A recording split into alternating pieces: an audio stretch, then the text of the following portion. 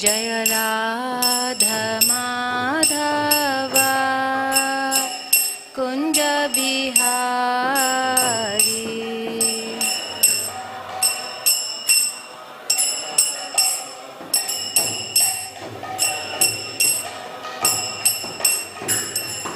गोपी जन वल्लभा गिरिवरधारी।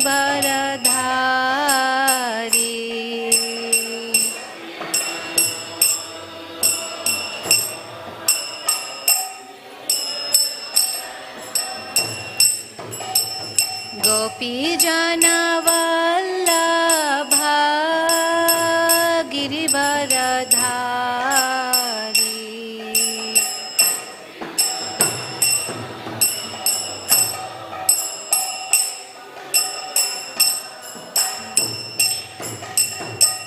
यशोदानन्दन व्रज जनरञ्जना।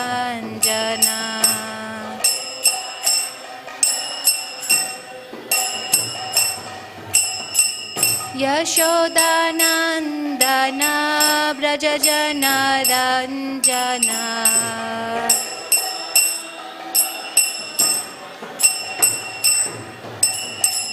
जमुना तीरा वनचारी।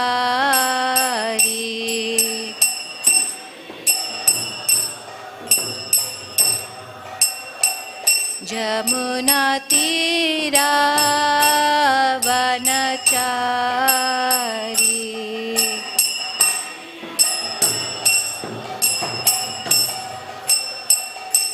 जय राधा माधव कुंज बिहारी।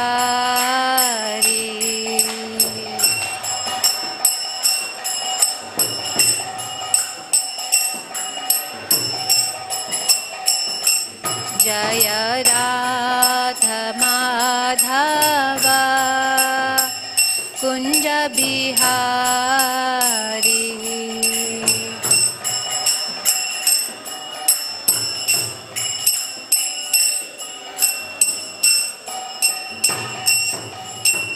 हरे कृष्णा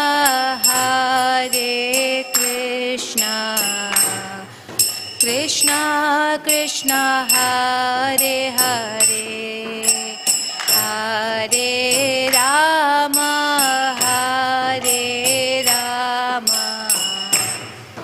राम राम हरे हरे।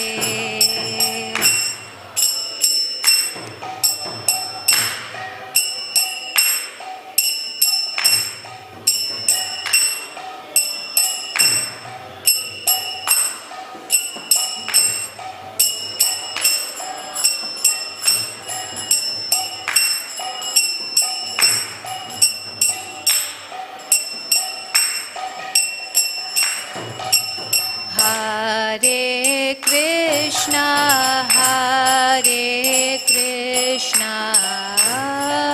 कृष्णा कृष्णा हरे हरे हरे राम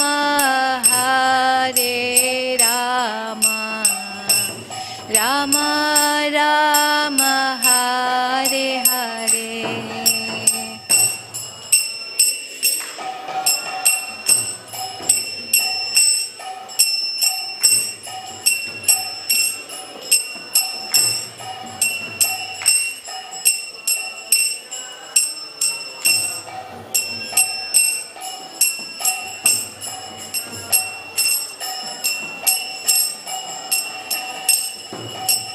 हरे कृष्णा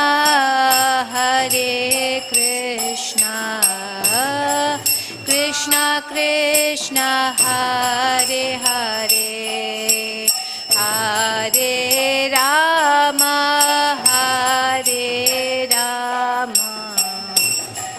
राम राम हरे हरे।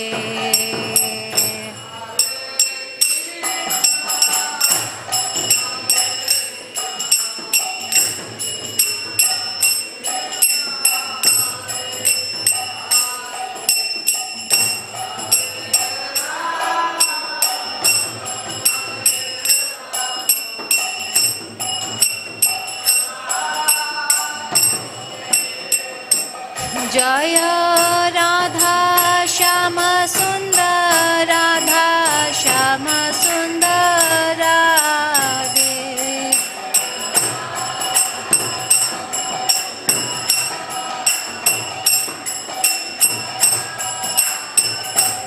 जय कृष्ण बलराम जय कृष्ण बलराम कृष्ण बलराम जय कृष्ण बलराम।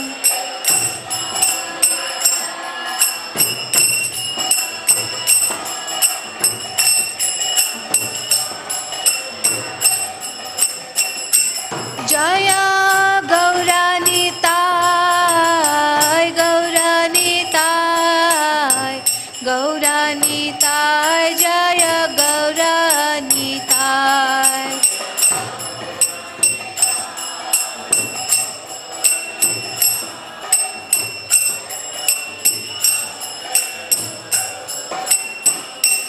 जय प्रभुपादा जय प्रभुपादा प्रभुपादा जय Prabhupada.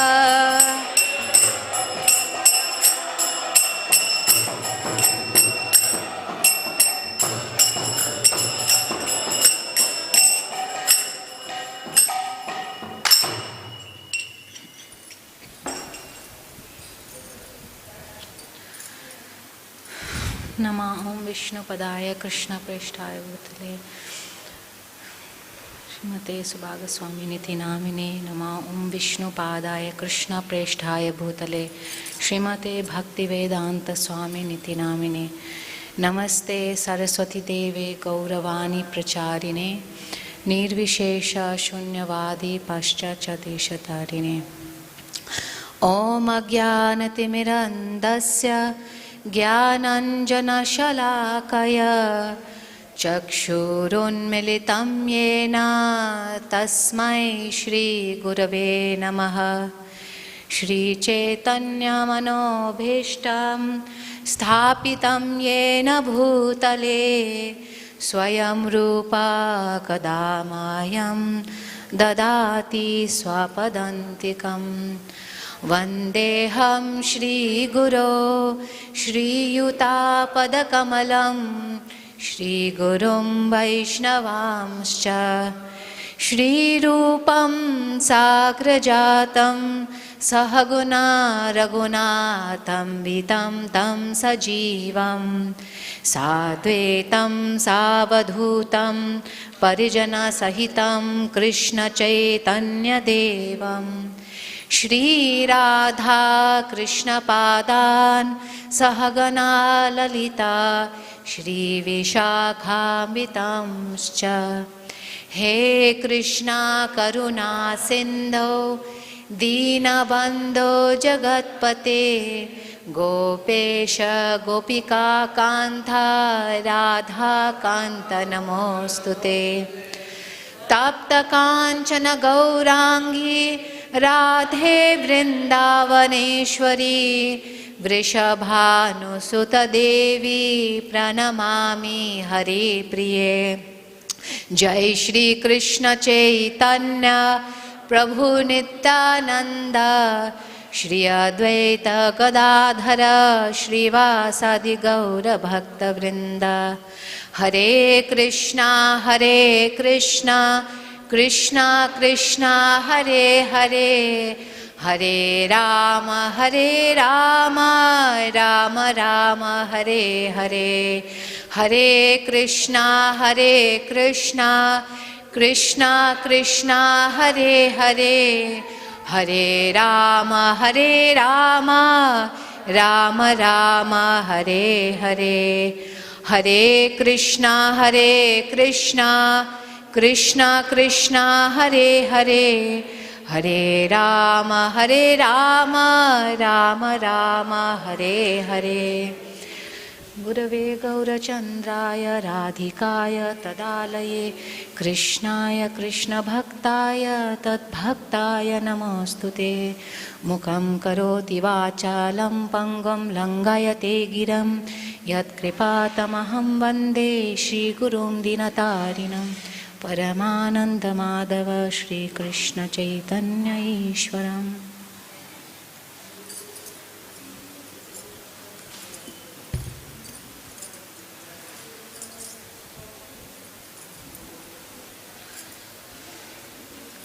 So before I start, I would like to offer my respectful obeisances to my spiritual master, Srila Subhak Swami, and to Srila Prabhupada, without whom we would not have this message of Bhagavad Gita, and without whom we would not be sitting here today.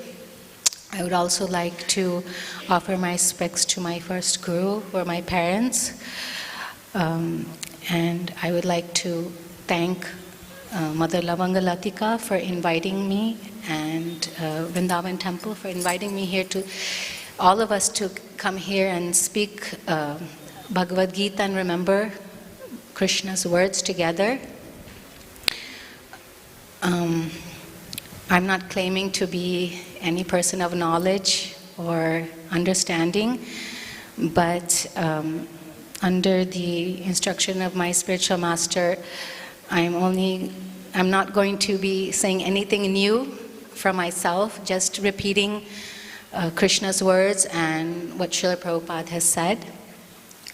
So before speaking, I would like to offer my respects to all the Vaishnavas here who are congregated together to hear and speak about Krishna and Krishna's eternal words in Srimad Bhagavad Gita. And I pray for your blessings and protection, that I may speak the right words at the right time, with the right intention, in congruence with Guru, Sadhu, and Shastra. So please protect me with all your blessings. Vancha kalpatarubhascha kripa sindhubhya eva cha patitanam pavanebhyo vaishnavebhyo namo namaha. So today we're talking about nature, the enjoyer, and consciousness, chapter 13, text 21.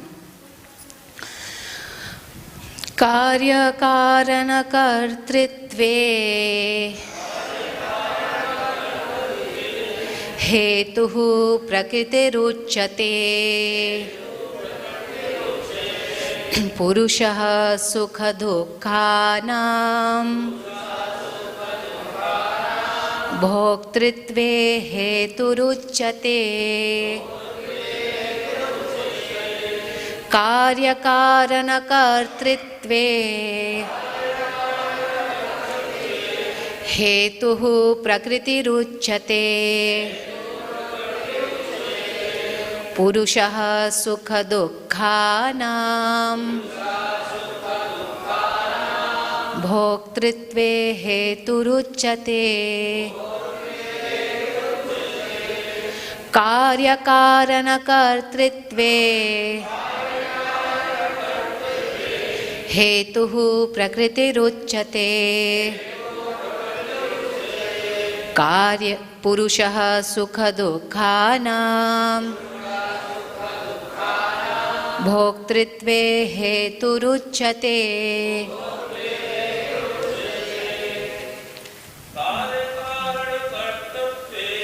kārya-kāraṇa-kartṛtve hetuḥ prakṛtirucyate puruṣaḥ sukha-duḥkhānāṁ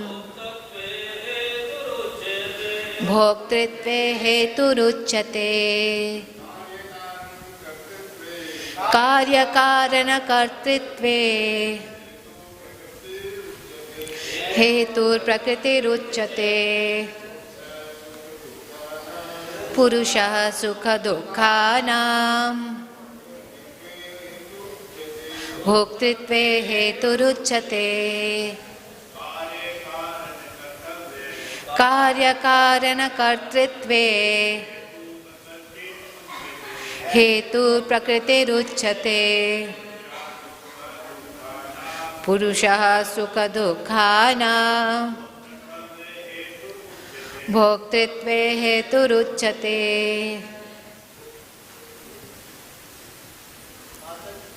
Anyone else? kārya-kāraṇa-kartṛtve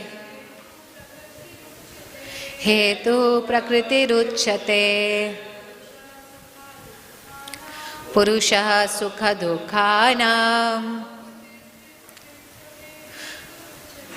bhoktṛtve. Anyone else? kārya-kāraṇa-kartṛtve hetuḥ prakṛtirucyate puruṣaḥ sukha-duḥkhānāṁ bhoktṛtve heturucyate.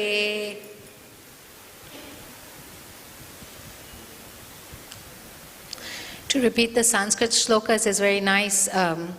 The translation, of course, is important, but it's nice to recite the shlokas because these are exact words spoken by Sri Krishna, so they're transcendental.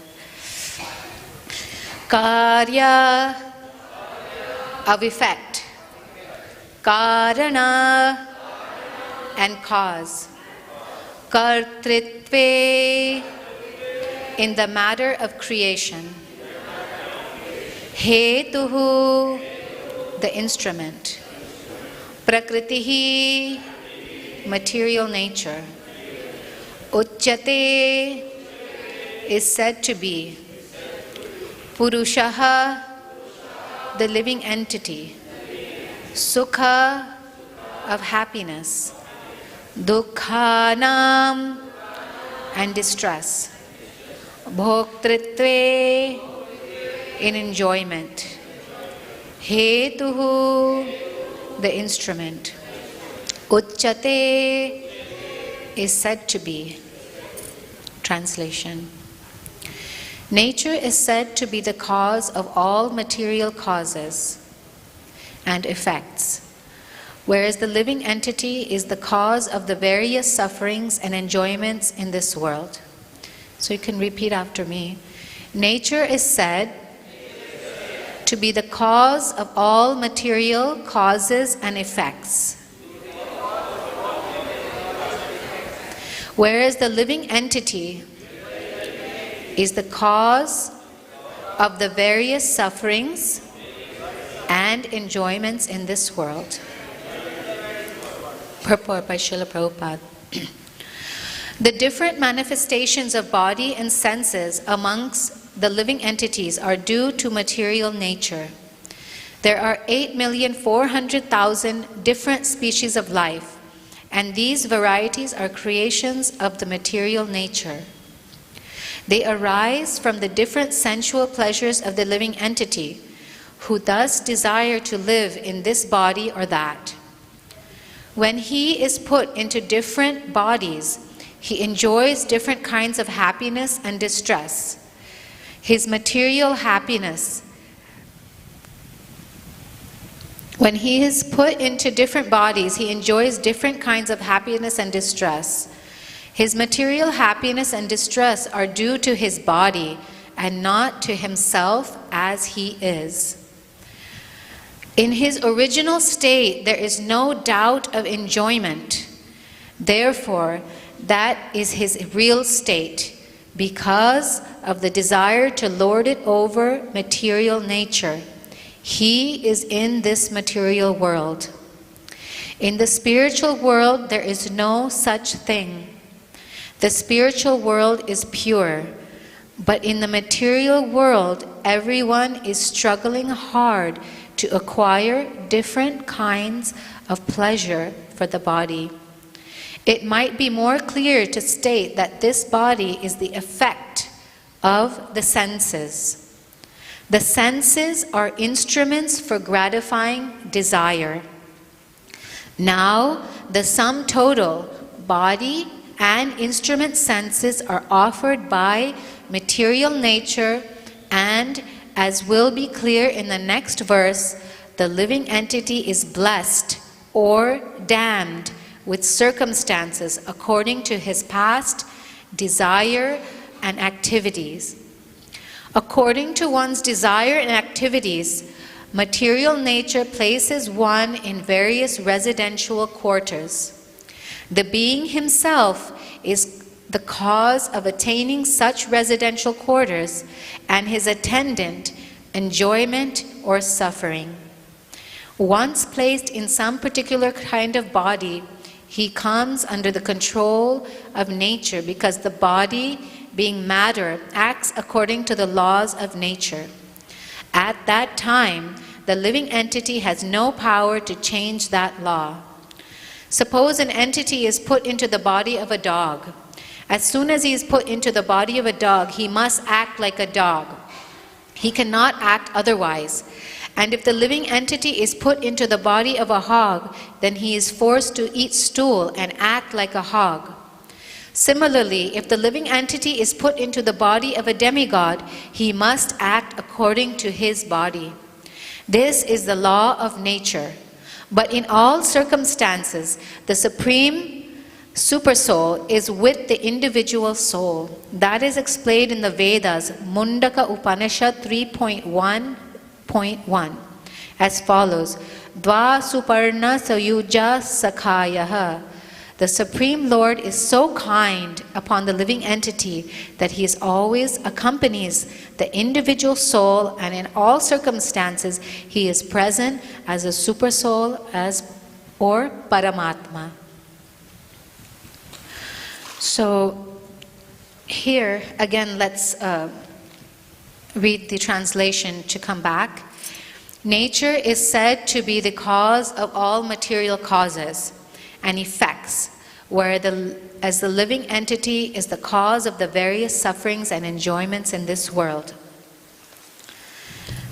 So here, Lord Krishna, this translation is divided, this verse is divided into two parts.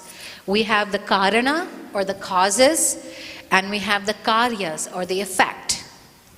So there's two causes, or kāranas, that's prakṛtir, or material nature, and puruṣaḥ, which is the living entity, which is the living entity within our hearts.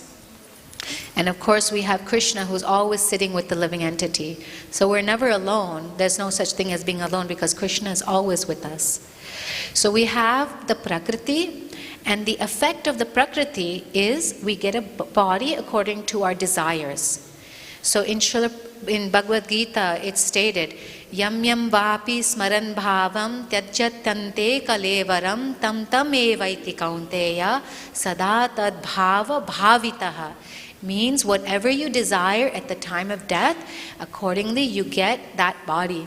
So the time of death is just like a test. It's not all of a sudden you by chance have a certain desire and you get that body. The desires that you have at the time of death is a culmination of your actions and your behavior and what you experience through your lifetime.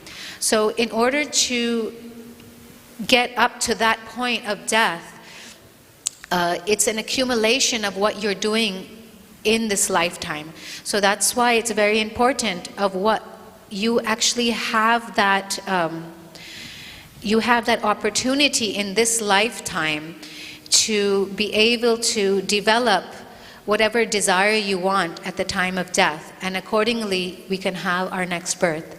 So the effect of our body, this body, a certain eyes, certain form, certain gender, certain species, is according to our desires from our past life. So the effect of the prakṛtir, or the material nature, is we get a certain body in this lifetime, so we can act upon those desires. So whatever body we have now, whatever circumstances now, situations, is because of the desires we had in our past life, and we are able to we have that opportunity to continue to fulfill those desires. And then we have this shloka the second part of the shloka is explaining the second karno, the second cause is the puruṣaḥ, that's a living entity. He's a second cause, and the cause, his effect, he causes sukha or dukkha. So the living end, so the happiness, sukha is the enjoyment, and the happiness is dukkha. So whatever happiness we have or distress we have, that is caused by us, by the living entity. So the real self, again, the real self, this is again just in the material world, the real self is full of Satchidananda. We are Satchidananda. This happiness and distress, cause and effect, all these limitations, and the body, which is practically just an instrument, they have nothing to do with our real self. Our real self doesn't take part in happiness and distress, suffering, enjoyment.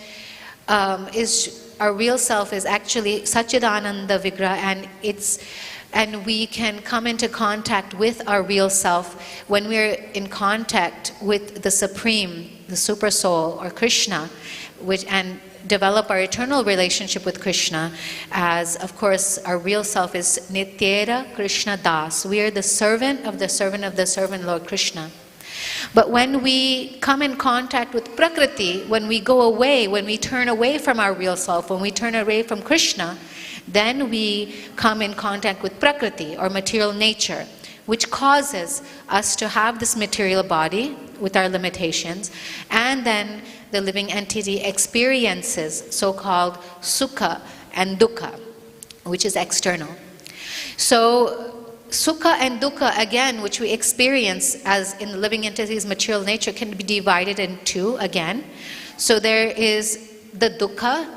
Dukkha, again, is divided into three types. Three types of dukkha, or three types of distress that we experience. That is adi daivika, adi bhautika, and adhyatmika. So adi daivika type of distress is adi daivika is, can anyone would like to say what is adi daivika? What is adi daivika type of distress? Sorry? Yes. So that's, the nature is giving that, it's like natural calamities. For example, excessive rain, heat, winter cold, we have tornadoes, hurricanes, earthquakes. These are the natural, calamities that happen. And this can be a cause of distress. Another cause of a distress is adi bhautik. So would anyone like to say what is adi bhautik type of distress? What is adi bhautik? Yes, by other living entities. Can anyone like to give examples how other living entities can cause us distress and pain? There's a lot of those. Dog bites, mosquitoes, yeah. Other people, this person said something, I feel really bad, right? It causes us distress. So, and then we have the adhyatmika. That is suffering caused by our own mind, our own self. Sometimes we can be in actually a very good situation. We have everything, but we are still in distress because that's caused by our own mind. So that is adhyatmika. So again, these have nothing to do with our real self. And if we are in contact with the Supreme and understand our eternal relationship, that we're the servant of Krishna, we really have nothing to do with these type of sufferings, adi devik, adi bhautik, adhyatmik. But as long as we're in contact with the prakriti, these are going to affect us, the dukkha. So now, going beyond the three types of dukkha, we also have the different types of sukha, which is happiness. And again, when it's contact with prakriti, this has nothing to do with our eternal self and our internal relationship with Krishna and our eternal happiness. This type of sukha is temporary, and it is the type of sukha that is the effect of the living entity Purusha coming in contact with the prakriti, material nature. And to enjoy these sukha or dukkha, we are given the instruments of the senses, as Srila Prabhupada explained here in the Purport. He says here, the senses are instruments for gratifying desire. Now the sum total body and instrument senses are offered by material nature, as will be clear in the next verse. So we are given senses to enjoy material nature, and as we try to lord it over the material nature. So what are the senses? Krishna is given in this Prakriti 11 senses. 10, and the 11th one being the mind. So those again are divided into two: the Gyanendriyas, or the knowledge acquiring senses, and we have the Karmendriyas. So the knowledge acquiring senses, can anyone tell me what are the knowledge acquiring senses?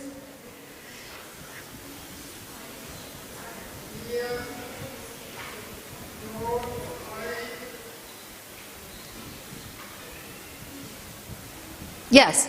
So we have our senses which we can get knowledge from, or which we enjoy with. That is the eyes, which is a chakshurendriya, we can see. So we can enjoy with that. We see beautiful things, or we can get pain from that. We cannot, we see things which are distressing. We have the rasanendriya, which is the taste, right? We can enjoy lots of nice prasadam. And we have the granendriya, which is the nose. We can smell. Or, if we're not blessed with a good granendriya, many people who have got COVID, they can't smell anymore. Sparshanendriya, touch sensation. And we have the shravanendriya, which is the hearing. And then we have the karmendriya. Karmendriyas are the pani, vak. So we have the legs, the arms, the speech, anus, and genitals. So these are the working senses for which we can obtain, again, sukha and dukkha. Again, this has nothing to do with the self. This is only the sukha and dukkha, the temporary sukha dukkha the purusha gets in contact with prakriti. So again, the senses and bodies are given by material nature, and the living entity has a choice how to use this.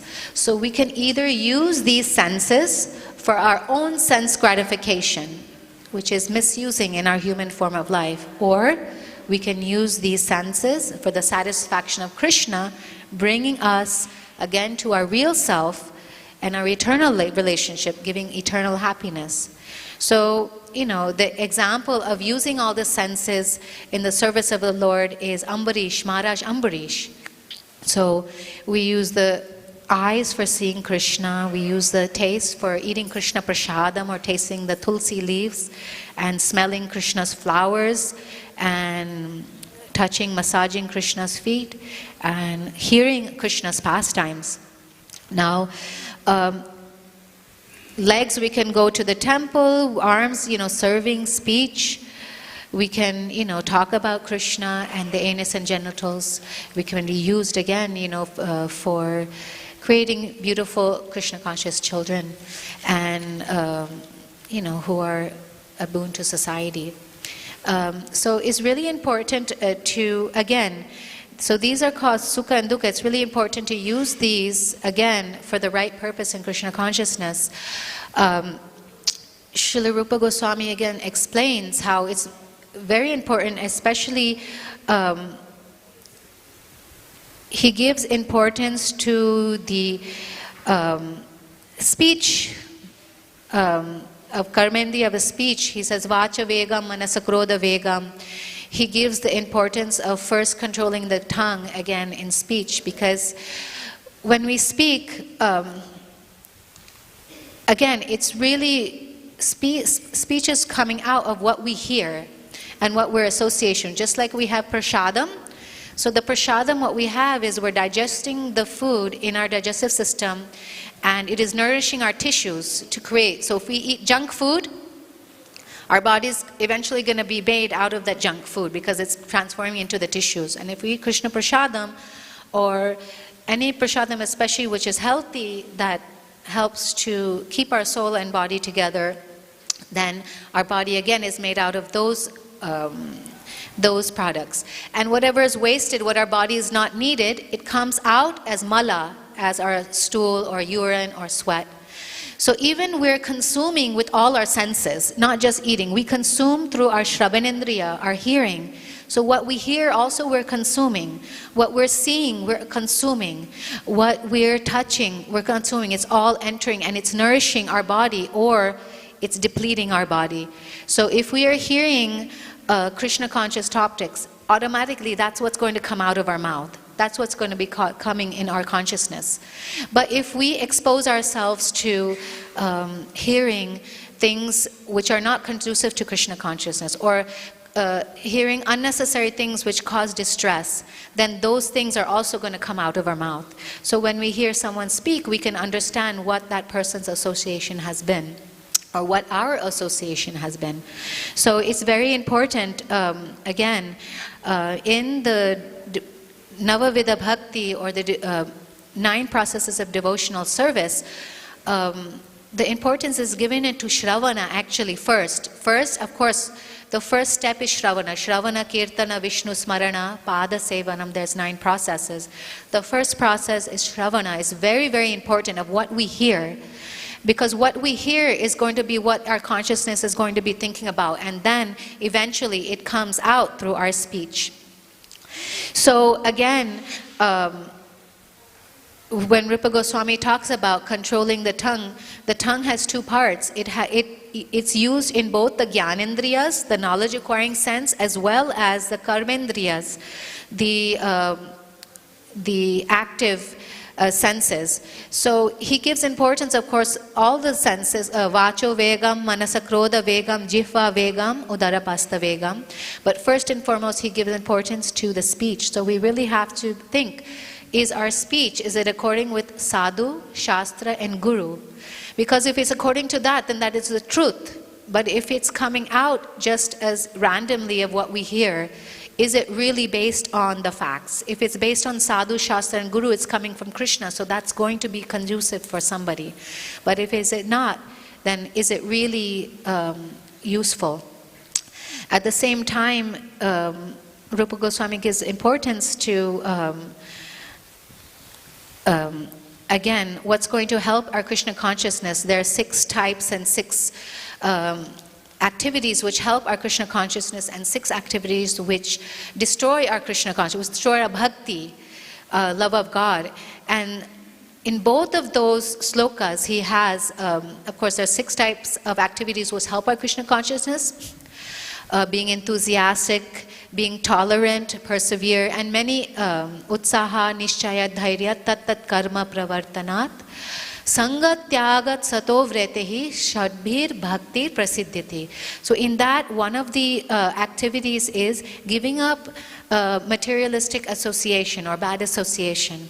And the 6 qualities, he also explains that destroy our bhakti is, again, he repeats, one thing that's both repeated in both sloka is giving a bad association. Because when we have association, we're exposed to hearing things that are not conducive. Because people who are actively acting in acts which are detrimental for themselves and others, when you associate with that type of association, you hear what they say and you get influenced or you get exposed to their activities. And that Shravanendriya, when you're hearing that, it automatically affects our consciousness, and then in that it affects what we speak, what we feel.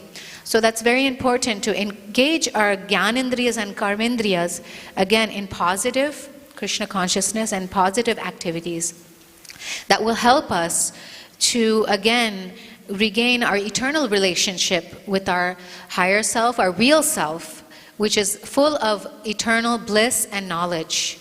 And that's our eternal position, which is why the other situations are, even the temporary happiness doesn't give us real happiness, because that's not our true identity. Only when we come to our true identity as being a servant of Krishna and being associated with people who are serving Krishna and association with people who are in touch with their true self, in relationship with Krishna, then we get real happiness. So the Supersoul, it explained, is always sitting with the living entity in the tree, right? Two birds in a tree.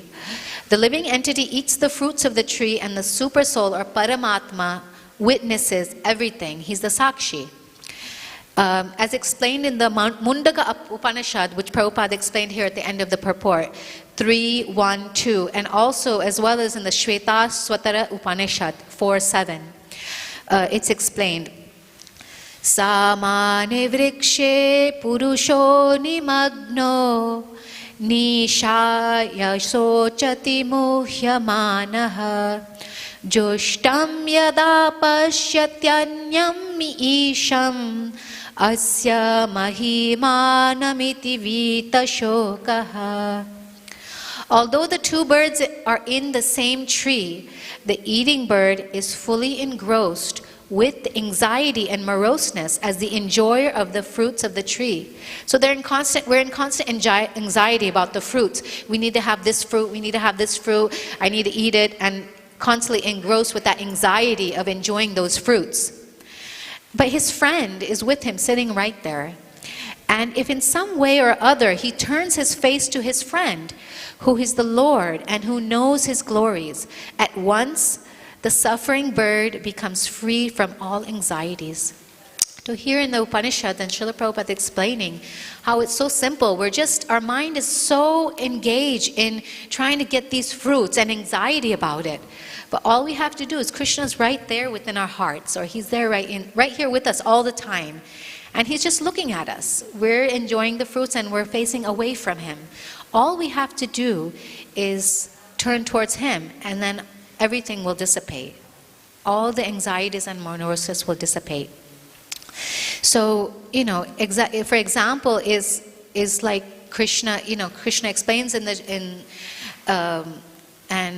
Krishna explains actually. Srila Prabhupada always writes in the front cover of the BTG, the Bhagavad, Back to Godhead, that Krishna is lightness and Maya is darkness. So all we have to do is face the lightness. You don't have to worry about how can we take away the darkness. All you have to do is put the light, and automatically the darkness dissipates. So all we have to do is turn to Krishna. All we have to do is bring Krishna in our life, and automatically, without any effort, the darkness disappears. The Srila Prabhupada gives a very nice lecture on this same shloka in Bombay on October 15th, 1973. I'm just going to read a little bit to give some light on this shloka. So he says, you get the body according to your karma. So you are liable to enjoy or being suffering according to the body. So for example, if you're given a knife, you can cut it properly. If the knife is sharp, then you can cut it nicely. And if it's dull, it's going to be hard to cut. But that's the instrument you're given, and you have to do accordingly. So according to your desires, according to your karma, you've got a particular body, which is an instrument, and then with that you have to act accordingly. So the body is given by nature. So remember, nature is prakriti. In another place, it's confirmed, brahmayan sarvabhutani yantra rudhani mayaya. The living entity, just like we on this jeep car, so Prabhupada, I guess, was sitting in a jeep car, we can move from here and there. So this body is just like an instrument, like a car. Somebody has given you the car for movement. Similarly, we are getting a yantra, a moving instrument, this body with senses and different bodies. So I'm seated there, but the movement is not my direction. This is by nature's own way. So the body's functioning. We don't have to consciously tell our heart to beat. We don't have to consciously breathe. It's happening automatically according to prakriti, according to the nature, and according to our karma. So this is by nature's own way. Prakriti kriyamanani. In another place it's confirmed. Prakriti kriyamanani gunahe karmani sarvashah. Ahankara vimudhatma kartaham iti manyate. So this is our foolishness. So long we are under the clutches of Maya, it is like pulling by the ear. Come here and sit down, like that. Prakriti kriyamanani. By the illusory Maya, by the influence of the illusory Maya, the living entity thinks that I am doing this and I am doing that. So everything is controlled. The ultimate controller is the Supreme Personality of Godhead. He is causing to move or wander, sarva bhutani. All living entities under the different conditions of the body. So how much foolishness is that we are getting a particular type of body, and the sukha-duḥkhānāṁ, happiness and stress, is already fixed up.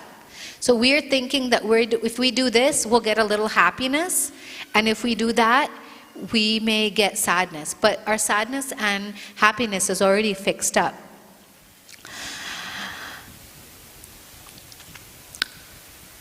So this is called destiny. As soon as I get a particular type of body, my happiness and sufferings are all destined. This is our position.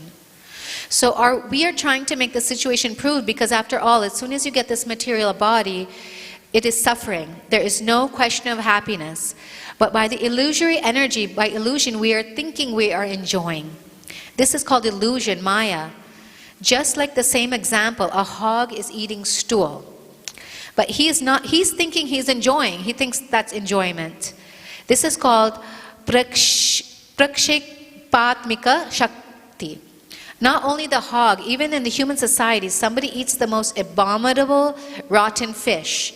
Still, he thinks he's enjoying. We have seen it. Unless he thinks like that, if he thinks that this is the most rotten thing, then he can't live. It's not possible, because actually this material existence is very miserable. But if we understand that we won't be able to live, according to Prabhupada. So the Maya must make him forget that he's eating the most rotten thing. He'll think it's very nice. Maya parata jnana.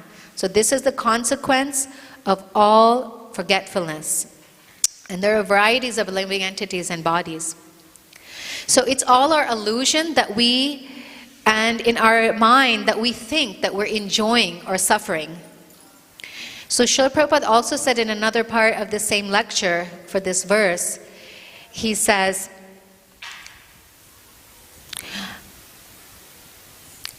we are not very much serious about this thing. I am a part and parcel of God, Satchidananda Vigraha. I am na jayate na mriyate. My position is that I never take birth and never die. So our real position of our spirit soul is that we actually don't die and live. This is the illusion. This is what happens in our material bodies. Nahanyate hanyamani sharire. I do not die even after the destruction of the body. These things are privileges, but I do not wish to take care of them. This is called Maya. So, again, Srila Prabhupada says, he talks a little about prakriti. What is prakriti in this material nature? So just like one criminal is punished by the magistrate, so this really puts things into perspective, what Srila Prabhupada says. This man should undergo 6 months of imprisonment if he's a criminal.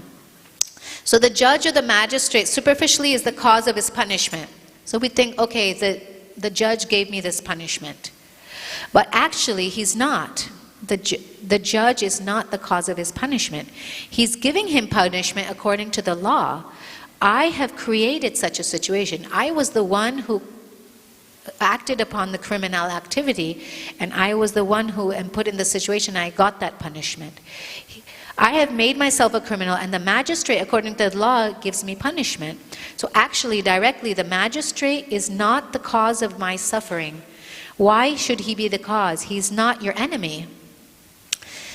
Again, this is going on.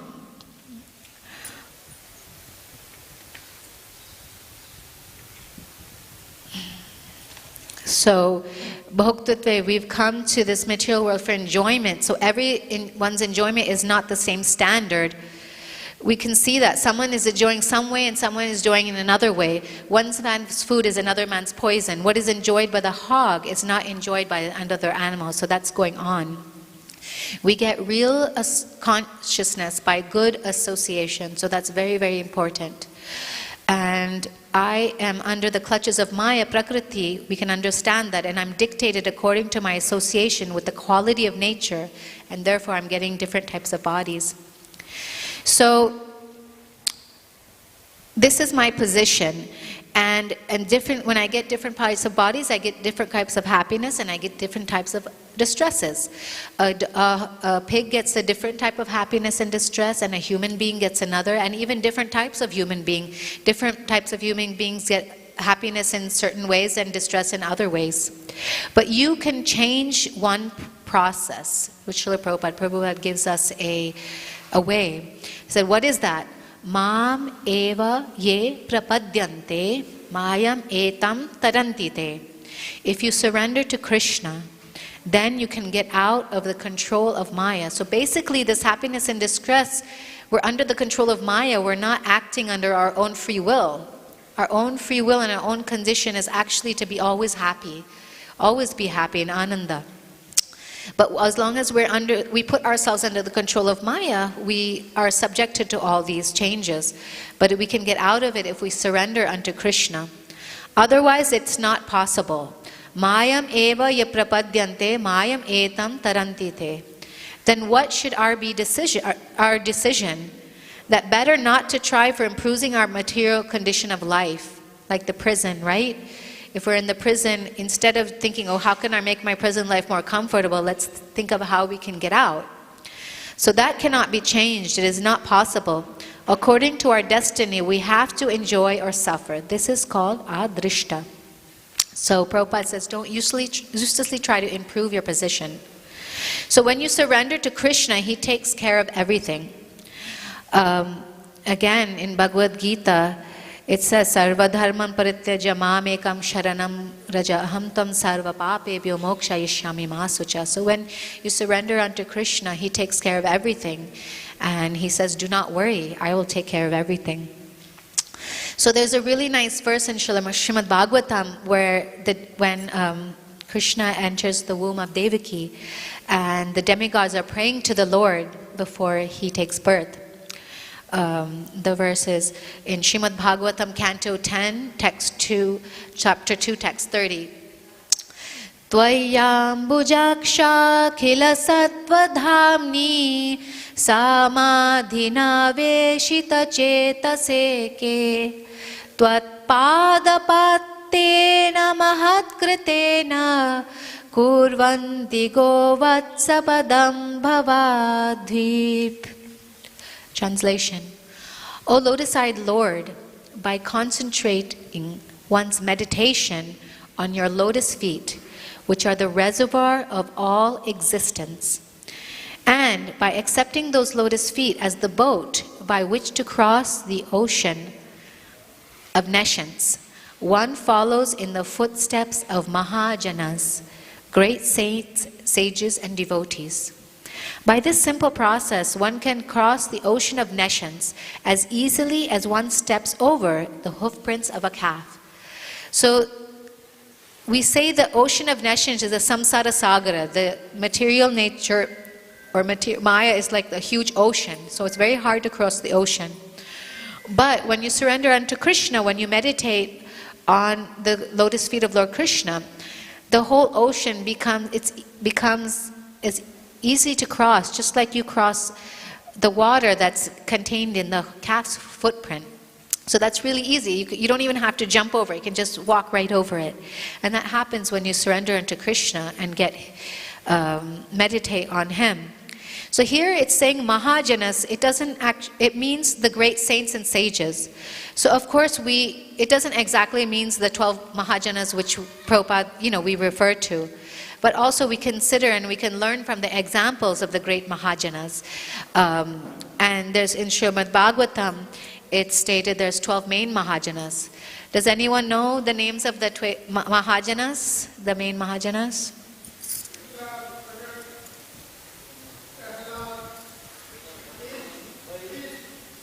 Yes. Bali Maharaj, Bali Maharaj, Prahlad Maharaj. Swayambhu, Sorry?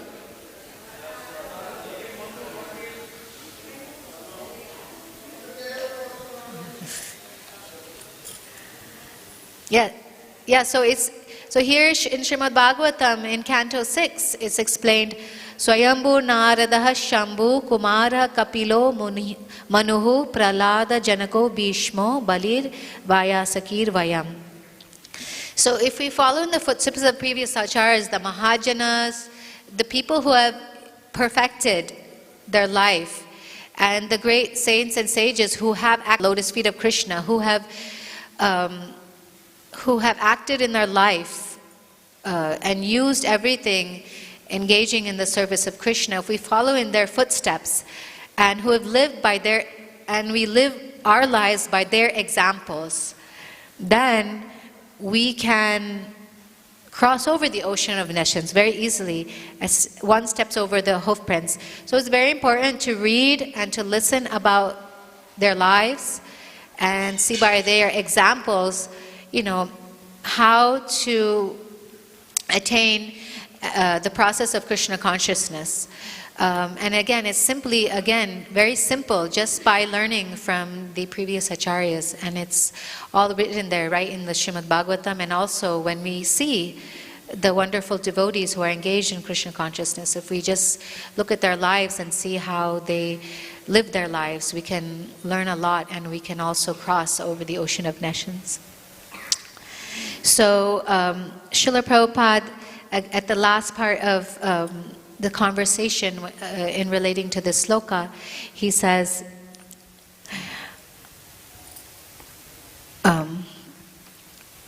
so if you have an opportunity of this human form of life, he says, therefore, parabhavastavat yavan najigyasata atma tattvam. So long we do not acquire about the atma tattva, whatever you are doing, it is all foolishness and defeat. It is actually defeat. We got the opportunity, the human form of life. It's very, very, we don't understand the great opportunity. There's out of the 8,400,000 species of life, we have got this opportunity of the human life, which is very rare, and it's a very great opportunity.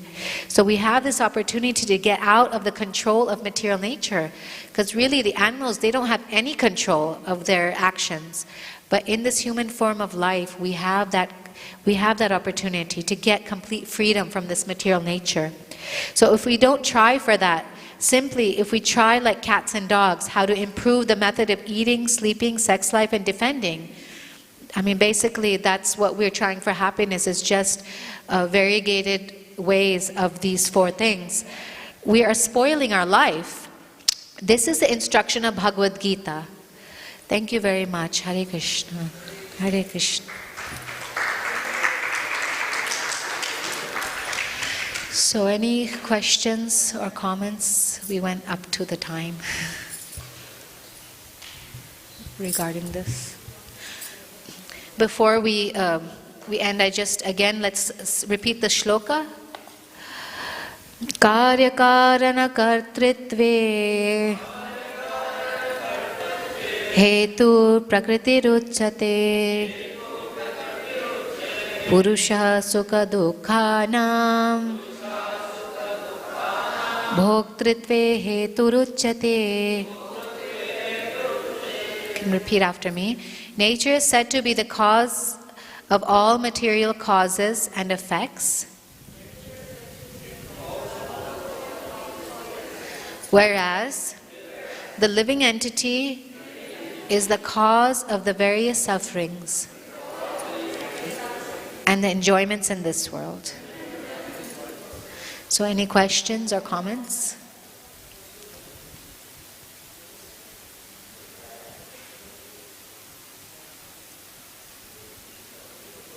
Okay, so it's pretty clear. Good. Either clear or not clear at all. Okay, Hare Krishna. Thank you very much, Hare Krishna.